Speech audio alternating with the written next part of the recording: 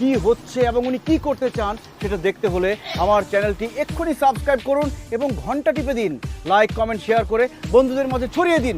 চলুন দেখি উনি কি করতে চাচ্ছে। নমস্কার বন্ধুরা, আমার চ্যানেলে আপনাদের আরেকবার স্বাগত।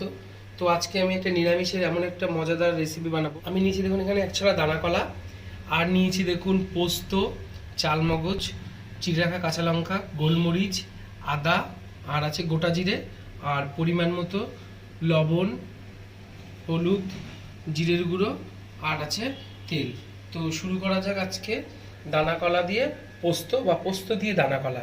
এটা একটা প্রথম মজাদার রেসিপি, প্রথম থেকে আমরা দেখতে। আমি গ্যাসটা ধরে নিচ্ছি, কড়াটা বসিয়ে দিয়েছি। যে দানা কলাগুলোকে আমি দেখিয়েছিলাম সেগুলোকে দেখুন কেটে আমি এর মধ্যে নুন হলুদ দিয়ে রেখেছি যাতে কষ্টটা একটু বেরিয়ে যায়। এবার এটাকে ভালো করে কষলিয়ে ধুয়ে নিতে হবে। কড়া আমার গরম হয়ে গেছে, এবারে দিয়ে দেবো সাদা তেল।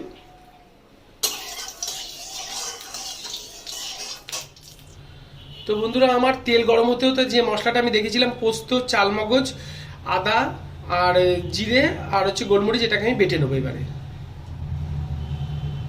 তেলটা গরম হয়ে গেছে, এবারে দিয়ে দেবো পাঁচফোড়ন,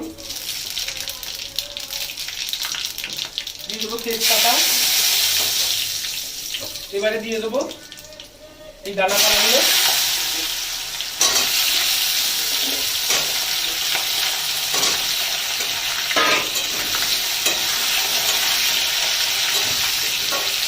গ্যাসটা একটু কমিয়ে দিলাম।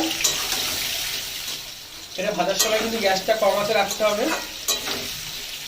দিয়ে দেবো 1 চামচ লবণ,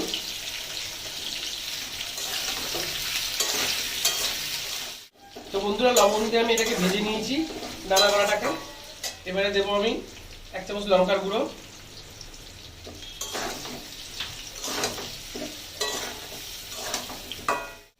বন্ধুরা এই দানা কলার রেসিপি কিন্তু অনেক রকমের হয়, আর এটা কিন্তু গ্রামের দিকে বেশি পাওয়া যায়, শহরে কিন্তু খুব কম পাওয়া যায়, গ্রামের লোকেরাই বেশি খায়। তো আমরা এটা কিনেছি গ্রামে এক চাষির থেকে, দিয়ে এটাকে আজকে নিরামিষ রেসিপি বানাচ্ছি। এটাতে কিন্তু মাছ দিয়ে বা চিংড়ি মাছ দিয়েও ভালো লাগে।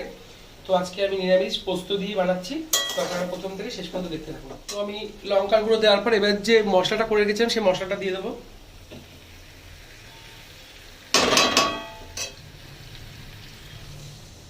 তো আমি এই পোস্ত, জিরে, চালমগজ, আদা, কাঁচা লঙ্কা দিয়ে মশলাটা দিয়েছিলাম, বাদ বাকি এই মশলাটা ধুয়ে জলটা দিয়ে দেবো।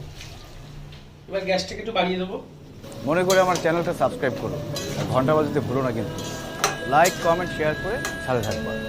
এবারে দিয়ে দেবো 1 চামচ হলুদ গুঁড়ো, দেবো 1 চামচ ধনের গুঁড়ো,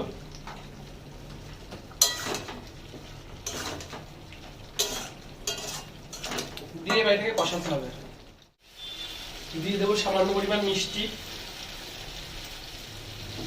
নিরামিষ তরকারিতে একটু মিষ্টি না দিলে ভালো লাগে না। এটা ভালো করে কষিয়ে নিতে হবে।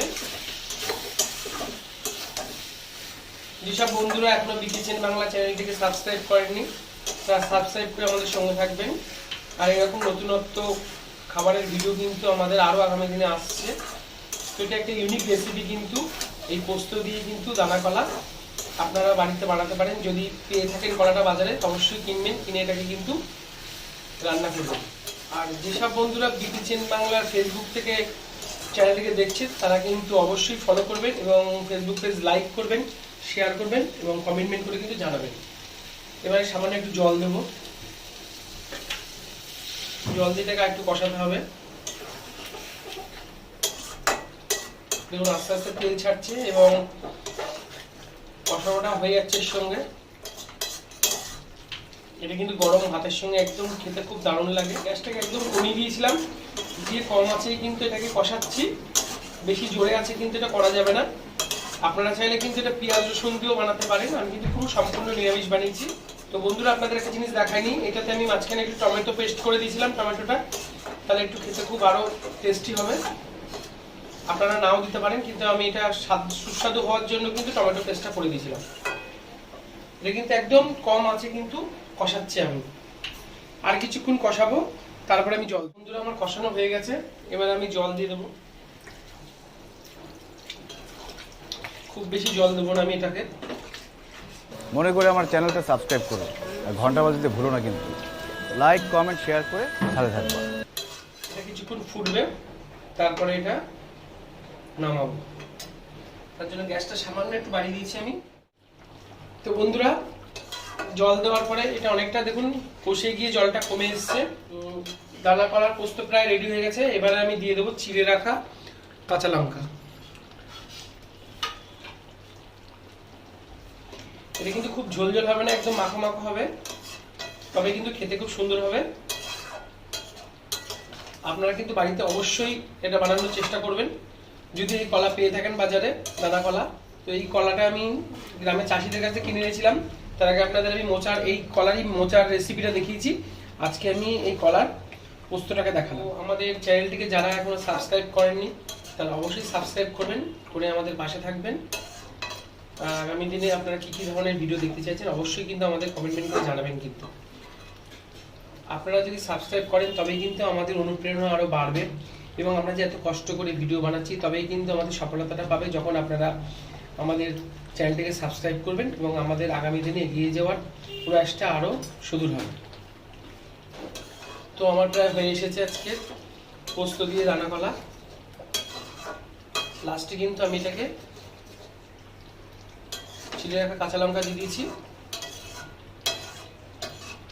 এটা কিন্তু ঝালঝালি খেতে ভালো লাগে। আমি সামান্য মিষ্টি দিয়েছিলাম, আপনারা চাইলে যেরকম মিষ্টি খাবেন বা ঝাল খাবেন তেমনই দেবেন। কিন্তু এটা রান্না করার সময় কিন্তু গ্যাস কিন্তু একদম কমিয়ে দিতে হবে, কমিয়ে দিয়ে করতে হবে, কারণ কলাটা একটু সেদ্ধ হওয়ার ব্যাপার আছে।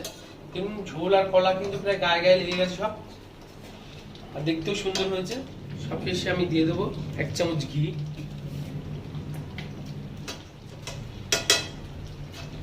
নিরামিষ তরকারিতে প্লাস্টিক ঘি দিলে কিন্তু খুব টেস্টি হয়। তো বন্ধুরা, আজকে আমার রেডি হয়ে গেছে পোস্ত দিয়ে রান্না করা। তো এই রান্নাটি যদি আপনাদের ভালো লাগে, লাইক, শেয়ার ও কমেন্ট করে কিন্তু অবশ্যই জানাবেন।